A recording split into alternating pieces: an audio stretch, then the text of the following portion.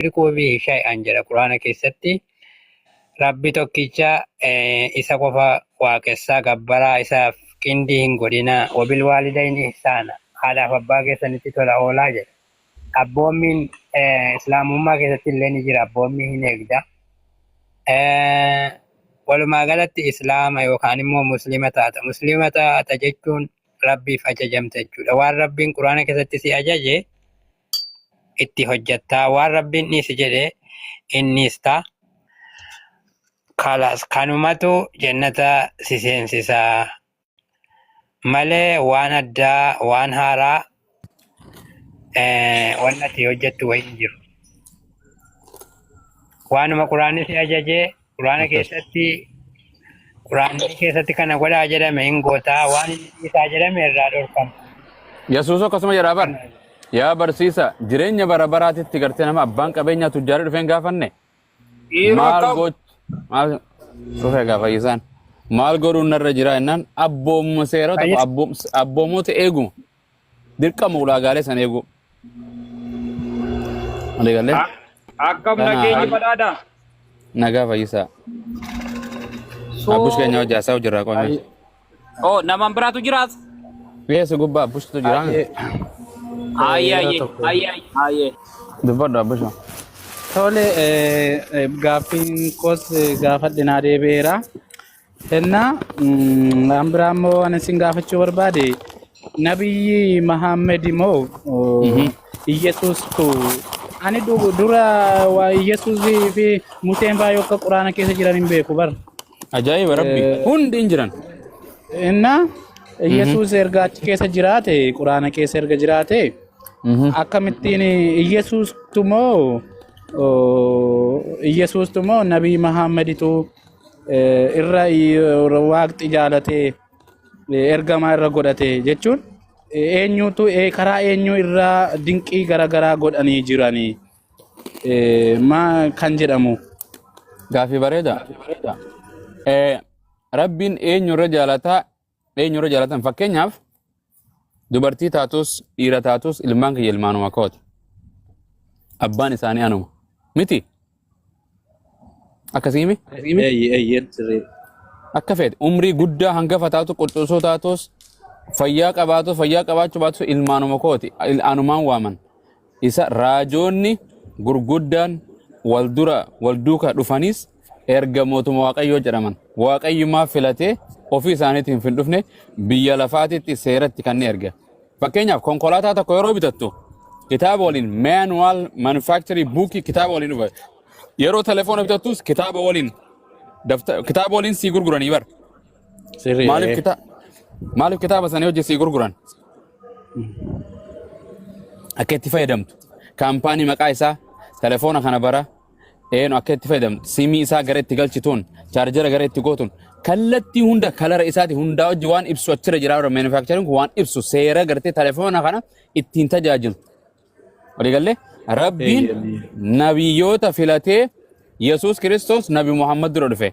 Ergee rabbiin warra akka hoolotaa badan seera Musee dhiisanii abboomii dhiisanii akka fedhanii jiraata. Akkuma warra TikTok kana akka fedhe ta'u namni seeraa fi heera hin qabne gartee akkuma fedhe aadaa fi duudhaa Oromootis dhiisee Waaqayyoos dagatee horii bineensota akka ta'e yeroo kana rabbiin gartee Yesuus Kiristoos filatee biyya lafaatitti ergee ummata karaarraa bade mana gartee Israa'el keessaa godhe kana gara Waaqayyootitti aboo akkaataa itti fuudhaaf wal fuudhan akka itti waliin jiraatan akka itti wal kabajan akka Waaqayyootti kadhatan eenyu Waaqayyoon uumaan kan kee eenyu karaa Waaqayyoo dhugaa tokkicha sana barsiisuudhaaf dhufe Waaqayyoon dagatee namni Waaqayyumaan jiru jedhee dhugumaa fi caffaru addunyaa kana guute gartee inni sanqa yaamee biyya lafaa dinqii hojjetee gaafa ani ergamaadha jedhee dhufu namni dhufu dinqii wahiitiin dhufu qaba. Waliigalee dinqii si galaa miti. Dinqii dhufu hin fudhatan. Kanaafiyyuu ani dinqii eenyutu irra hojjeteera maaliif dinqii irra hojjete sanaa? Bareeda. Yeroo dinqii jennu kana dinqii kana abbaan dinqii duukaraa dinqii kana kan tireeningii godhee kan isaa kennee isaa laaffisee ergu Waaqayyo abba malee ofii isaaniirraa waa tokko dinqii hojjechuu hin danda'an. Inni bal'aa gartee kaasu inni jaamaa wanta godhu Abrahaam ibidda darbamee hin duune eenyu ka qurxummii liqimsite walii galle eenyu kan ji'a aduudha iyyaasun aduu dhaabe aduu warra dhaabee jira aduun akka hin deemne godhee bar aduun akkasiimi so yoo gartee dinquma nabiyyoota seenaa kana isaanii gartee hunda yoo laalte Yoosefis mana hidhaa darbanii abjuu hiikee fi mana hidhaa akka ture hin beektan walii galle haadha mootii je waan sanaa wajjin akka ture Fara'aawonaaf isa jidduu Faaroof isa jidduu seenaan jarri kun hundi dinqii adda addaa akka itti fudhatama saba isaanii keessatti isaan kun waaqayyo irraa akka dhufan gartee dhugaadhaan akka dhufan fudhatamuuf dinqii adda addaa jaarraa isaanii dinqii Yesuus dalage Museen hin daleen Museen bahara addaa dho'eemi bishaan addaa dho'osee bar miti bishaan dha'e Yesuus bishaan addaa dha'e yoo adda baase irra deemeemi irra deeme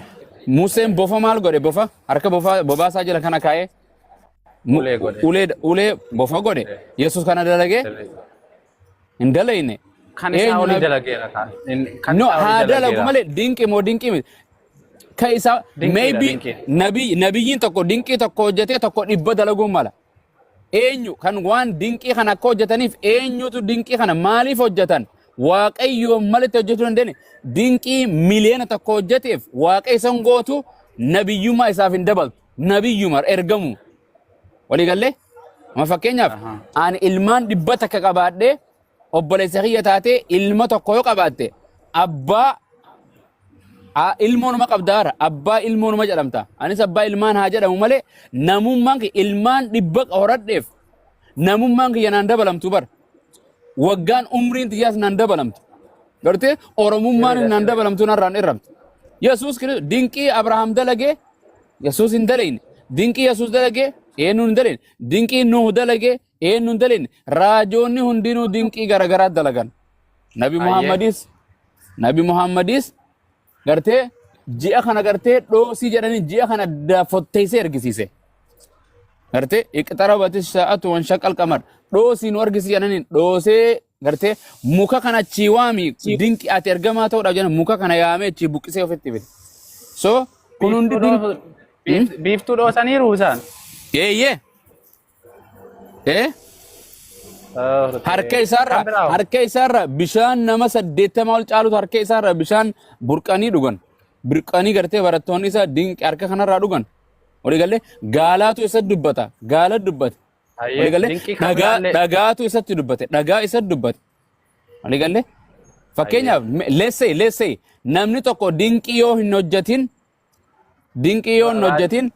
raajii ta'an ta'u isa waliin jira jechuu hin danda'amu ka amma fakkeenyaaf namni tokko rabbi waliin jira ergamaadha kan nu jechisiisu tokkoffaa namoonni isa hordofan yookaan namoonni inni ergameefi sun dinqii inni godhu sana arganii akka amananiif dinqiin kan kennamuufi.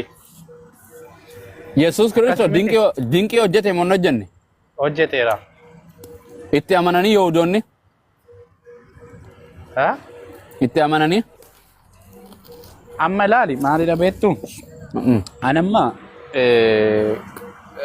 intina maando wanna generaalii ma dubbatuutti jira maaliif akkas wanna luqisii finne marrajaa finne wanna walii kenninu hin jiru amma akkas haasaa walii kee yeroo ta'u ani jeneraal haasofna maaliif amma fakkeenyaaf akkuma wantaati hubachaa jiru wanna ani hubachaa jirutu jira waan ta'eef yeroo sin haasoftan absolutely naagala yoomiyyuu amma fakkeenyaaf muummeen ministeera Itoophiyaa Oromoodha gariin Oromoo miti jedhanii gariin hin deeggara gariin hin fila gariin hin filu gariin paartii biraa fila gaafa raajoonni tokko dhufees faallaan garee A fi B numa argamti yoomiyyuu walii galle gareen A fi B numa argamti faallaa isaanii Yesuus qofaami raajoota hedduu Nabi Muhammad tumaniiti biyyarraa reebanii baasan Yesuus Kiristoos reeba ajjeesuudhaaf barbaadanii maatiin jalaa godaanteen walii galle eenyu namoonni muraasni itti amananiiru namoonni muraasni itti amana